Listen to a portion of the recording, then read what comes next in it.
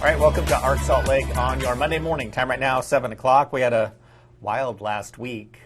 Thanks to the weather, we saw flash flooding across the state. Things are looking calmer, though, as we start this week. Chief Meteorologist Lindsay Storrs is here to look at the week ahead. And It's an important one. Yes. Because a lot more schools are going back this week. So many schools are going back. I think probably 90% of the school districts go back this week. Only a few went back last week. There's a few that go back the following week. But yeah, most of them go back this week, and it's looking like it should be pretty decent for them. I was looking, I noticed this past weekend, it's not quite as hot today. Oh, the weekend was so nice. Temperatures were in the 80s.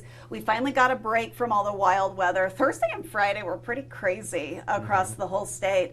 But then we dried out this weekend. The temperatures remained cool, below normal. We did get up right to normal yesterday, I believe. But Saturday was nice and cool in the 80s. So hopefully everybody got outside and enjoyed it. All right. Is it going to rain at all this week? Not a whole lot. Let me show you the precipitation chances that we've got across the region. They're pretty low throughout the week. The most I can get out there is about a 10% chance of precipitation. There's a little disturbance that will come through Tuesday night and into Wednesday, and that'll give us just a few little isolated showers, and then we might start to get a few isolated showers in the mountains later in the week, Thursday and Friday. But it's really not until the weekend that our rain chances go up for the valleys. Okay, so if you're headed back to school, the kids are not, maybe a little bit of a chance, but no major downpours getting them wet. That 10% chance that we've got Tuesday night and into Wednesday really is while most people are asleep. The kids for sure are asleep. So it really shouldn't impact any of your back to school pictures. I know parents love to take those pictures in the front yard or at the schoolyard, and they've got all these red carpets and fun things that they do now that they didn't do for us when we were kids. We didn't get any red carpet going back to school. They're like, sit your butt down in that chair. Anyway, so lots of fun photo opportunities, and the weather should cooperate for them. And I looked at your 7-day forecast. Yeah. Not really any 100-degree temperatures No, either. No, there really isn't. Yeah, I can pull up that for you too so you can see these temperatures for the week ahead. We're actually pretty close to normal today through Wednesday, low to mid 90s. I did bump today's temperature up to 94, but really not too bad for the middle of August. Thursday, Friday, that's when we do start to heat up a little bit. Our ridge of high pressure is going to settle right over the state of Utah those days, and so it will get close to 100, but I'm not expecting us to hit 100 degrees. St. George should get up to 104 for their hottest day. That's just a few degrees above normal, too. Okay, monsoonal moisture. It's not, we're not done with it, right? No, we're not done with it. We're getting a little break for this week, but if you look at the long range outlook, this 8 to 14 day outlook, this is for August 24th through the 30th. So it starts next week, goes through the end of the month. You can see the above normal precipitation. That's the monsoon pattern returning. So I think this weekend, we're going to start to see a few of those monsoon storms. These, again, just typical hit and miss thunderstorms that we get this time of year during the afternoon and evening. So not really a big deal. I'm not expecting severe weather like we had last week. It is a long way out. That could change. So stick with us here at 2 News. But overall, it just looks like typical monsoon thunderstorms where it moves over your neighborhood, it rains for 10 to 15 minutes, and then it moves on its way. So don't cancel any outdoor plans that you have for this upcoming weekend, but definitely keep an eye to the sky during the afternoon hours. Let's talk a little bit more about that weather we had last week. It was wild. Was it Thursday or Wednesday when it was the south end of the valley? It was Thursday. It was Thursday when Sandy got that. Thursday evening, it rained and rained and rained. Now, that was the same line of thunderstorms that warranted that tornado warning in Tooele Valley. The storms weakened as they came over the Ochre Mountains, but clearly they were still very strong. They weren't producing tornadoes, but they were producing extremely heavy rainfall, and that's what we saw in Sandy and South Jordan. It was mainly Sandy where we had the streets flooded, the storm drains just couldn't keep up with all of that rain, so we got street flooding. A few basements were flooded as well, just a lot of water in a short amount of time. So I live in the Salt Lake area, in Salt Lake City limits. Friday night is when they got hit. I want to ask you about this because you're the weather nerd, right? Yes, I love it. I love weather, but I don't understand it like you do. Normally, I'm looking at radar and I see things moving towards, you know, where you are on the map. Yes. This felt like it was forming right above me. It was just like popping up as I was looking at the radar. It wasn't like it was kind of bubbling up. Can you explain that a little bit? Well, it sort of bubbled up over the Ochre Mountains is how it looked to me. And then we sort of got a line of thunderstorms that rolled off the Ochre Mountains toward downtown.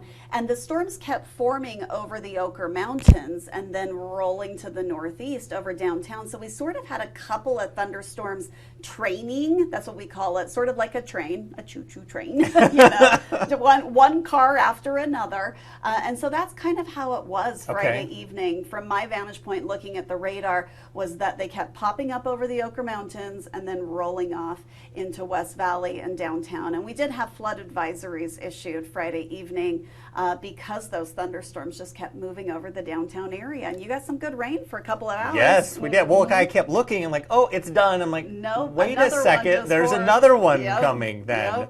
And when it rains that quickly, that fast, it's the storm drains that have problems keeping up with things, right? Especially if they get clogged. And we saw this in the hurricane area on Friday morning is when we saw that flooding in the hurricane area. That was because when you get flash flooding, a lot of dirt goes into the rivers, and then that dirt starts to clog up the storm drains. And so we just had so much mud in the storm drains down in the hurricane area.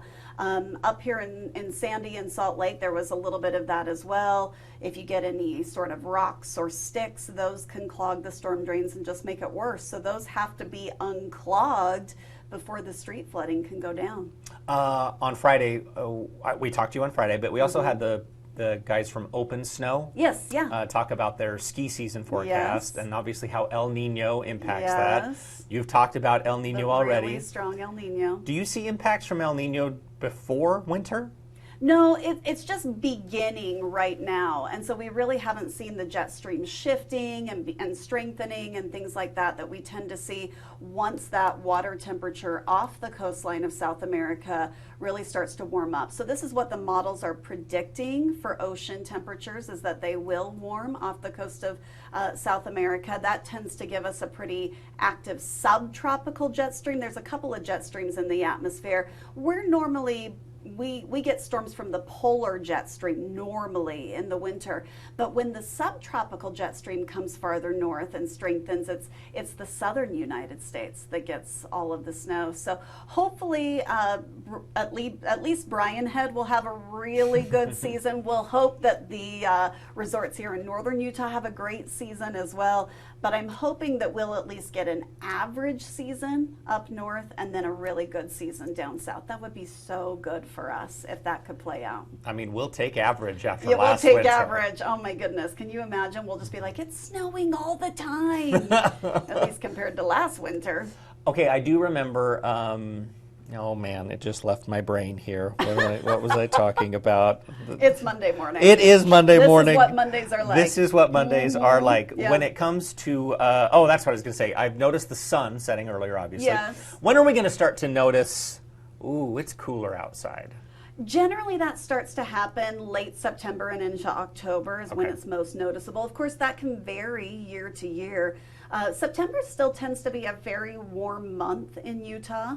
And then October is when you really start to notice it cooling down. That's when our average high temperatures drop really dramatically, is starting October 1st. So you'll probably start to notice it late September and into October. Now, that's not to say that this year we couldn't get an early freeze middle of September. We've seen that a time or two as well.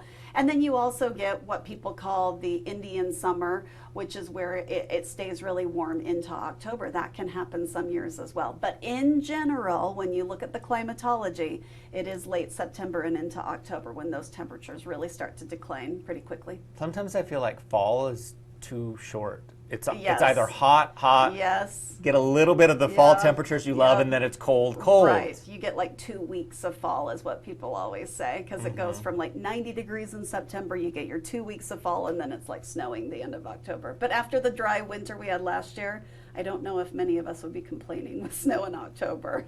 That's when Lindsay gets grumpy, though. She doesn't like cold weather. Well, I don't, but we need the snow so badly. And I love forecasting snow. Forecasting snow is so much fun. I just don't like living in the snow. I don't like driving in the snow and things like that. But I do love forecasting it, and we need it, so I'm hoping for it this year. Even though I personally, covered my mic, even though I personally don't like it. And when do your kids go back to school? Wednesday.